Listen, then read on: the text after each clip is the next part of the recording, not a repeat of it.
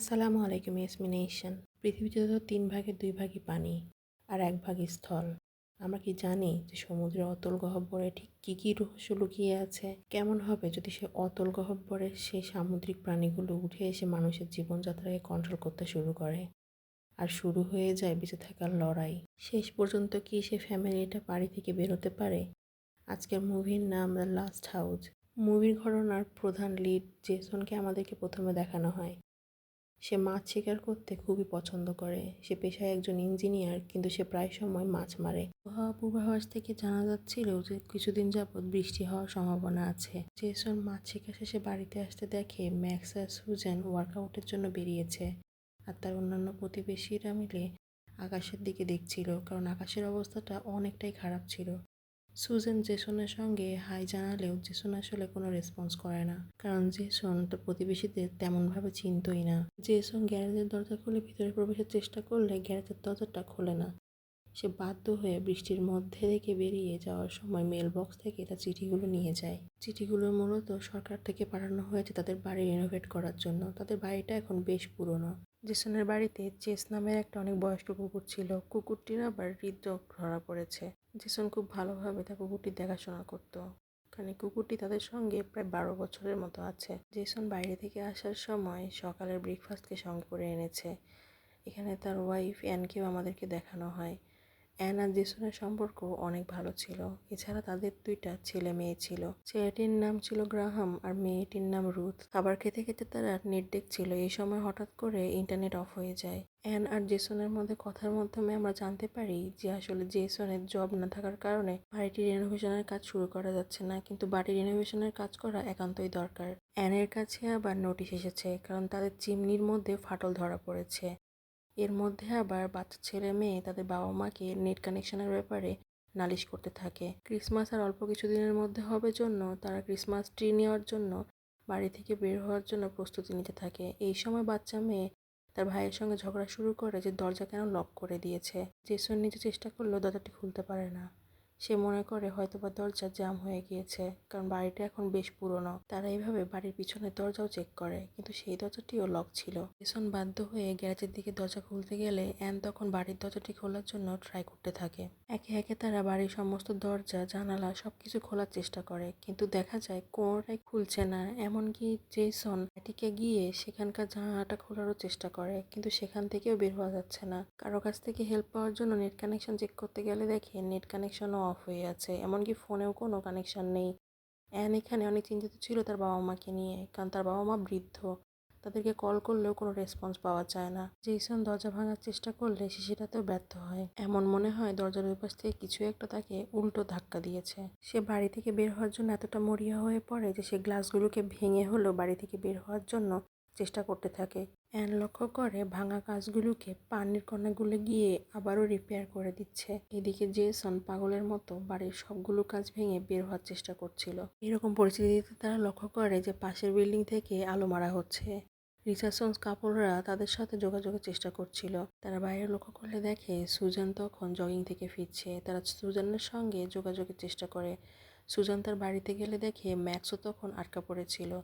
অর্থাৎ বাইরের সব প্রতিবেশীরা নিজেদের বাড়িতে আটকা পড়ে আছে। সুজানই একমাত্র ব্যক্তি যে বাইরে ছিল, কারণ সে জগিংয়ে গিয়েছিল। এই সময় সবগুলো বাড়িতে কি একটা কারণে আটকা পড়ে যায় সবাই। এখন সুজানকে সবাই বলতে থাকে পুলিশকে ডেকে আনতে। সুজানই তাদের একমাত্র ভরসা। সুজান হেল্প চাইতে চলে গেলে জেসন তখন গ্যারেজে চলে যায় দরজাটাকে খোলার জন্য। আবারও চেষ্টা করতে থাকে। রুথ জানালার পাশে বসে থেকে ড্রয়িং করতে থাকলে এই সময় এখানে জেসনে সেসব প্রতিবেশীর অবস্থা দেখার চেষ্টা করে। আর সব প্রতিবেশীরা নিজেদের মতো রুমের মধ্যে আটকা আছে। জেসন যদিও সব প্রতিবেশীকে চিনত না, কিন্তু তার ওয়াইফ অ্যান সবার সঙ্গে তাকে পরিচয় করিয়ে দেয়। এক কথায় বলতে কে কেমন সে ব্যাপারে তাকে বলছিল। আর এদিকে রিচার্ডসনরা তাদের সঙ্গে লেখার মাধ্যমে কথা বলার চেষ্টা করে। আশেপাশের প্রতিবেশীরাও বলতে থাকে তারা মনে করে হয়তোবা এটা এলিয়েনের কাজ, কিংবা সরকারের মাধ্যমে এটা আটকানো হয়েছে, কিন্তু কী কারণে কেউই তো জানতো না। রাতের বেলা ডিনার টেবিলে বসে তারা ঠিক করতে থাকে তারা স্বাভাবিকভাবেই দিন যাপন করতে থাকবে। অর্থাৎ তারা এমন প্ল্যান করবে যে তারা বাড়ির মধ্যে আটকা থাকলেও বাড়ির মধ্যে আটকা নেই। গ্রাহামের 2টা পালিত মাছ ছিল। সে মাছগুলোকে দেখতে থাকে। রুথ তার বাবার সঙ্গে কথা বললে তার বাবা তাকে এটাই বোঝায় যে তারা এখান থেকে বেরোবে। জেসন আর অ্যানের কথা শুনে এটা বোঝা যায় তারা এইরকম পরিস্থিতি এর আগে কখনোই দেখেনি। তারা অনেক বেশি ভীত ছিল।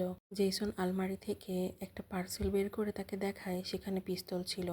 এটা দেখে অ্যান অনেক বেশি ভয় পেয়ে যায়, কারণ অ্যান জানতো না জেসন এমন একটা জিনিস তার থেকে লুকিয়ে রেখেছে। অ্যান এখানে জেসনের কাছ থেকে এটা শিখে নিতে চায়। জেসনও তাকে শেখানোর জন্য রাজি হয়ে যায়। জেসন জানালার সামনে দাঁড়িয়ে বাইরে তার জিপটাকে দেখছিল, আর এই সময় বৃষ্টি হচ্ছিল। হঠাৎ করে পাশ থেকে কিছু একটা চলে যায়। জেসনের চোখ সেখানে একবারের জন্য আটকে যায়। হঠাৎ করে ডিকির দরজাটি খুলে যায়। অ্যানের ঘুম ভাঙতে সে নিচে গিয়ে দেখে জেসন তখন দরজার লকটিকে খোলার জন্য ড্রিল মেশিন দিয়ে ডিল করছে। কিন্তু সমস্যা হলো, জেসন যখনই ড্রিল মেশিন দিয়ে ডিল করার পরে সেখান থেকে মেশিনটিকে সরিয়ে নিচ্ছিল, দরজা থেকে কিছু একটা আপনা আপনি সেটাকে বন্ধ করে দিচ্ছিল। এরপরে জেসন পাগলের মতো ওয়াল এমনকি নিচেকার ফ্লোর সবকিছু ভাঙতে শুরু করে। সেই বাড়ি থেকে বের হওয়ার রাস্তা খুঁজছিল, কিন্তু কোনো মতেই সেখান থেকে বের হওয়ার রাস্তা পাচ্ছিল না। অ্যান এসে জেসনকে শান্ত করে আর বলে রেখে যায় যাতে করে এই সব কিছু যাতে বাচ্চাদের চোখের সামনে না পড়ে। জেসনও তখন সবকিছুকে আড়াল করার জন্য ওয়ালে পেন্টিং ঝুলিয়ে দেয়। হঠাৎ তার নজর পড়ে ওয়ালের ফাটলের দিকে, যে চিমনি দিয়ে বের হওয়ার চিন্তা করে, কিন্তু চিমনির রাস্তা ছিল অনেকটাই সরু, সেখান দিয়ে অবশ্য পানিও পড়ছিল। সকাল হতে জেসন আর অ্যান নতুন উদ্যমে নিচে নামে। তারা আবারও চেষ্টা করে দরজা খোলার, কিন্তু গ্রাহাম আর রুথ জানায় তারা এর আগে চেষ্টা করেছে। এইভাবে দ্বিতীয় দিনের সূত্রপাত হয়। এরপরে জেসন অনেকগুলো সিডি প্লেয়ার নিয়ে আসে। সে চায় বাচ্চারা যাতে করে বোর ফিল না করে।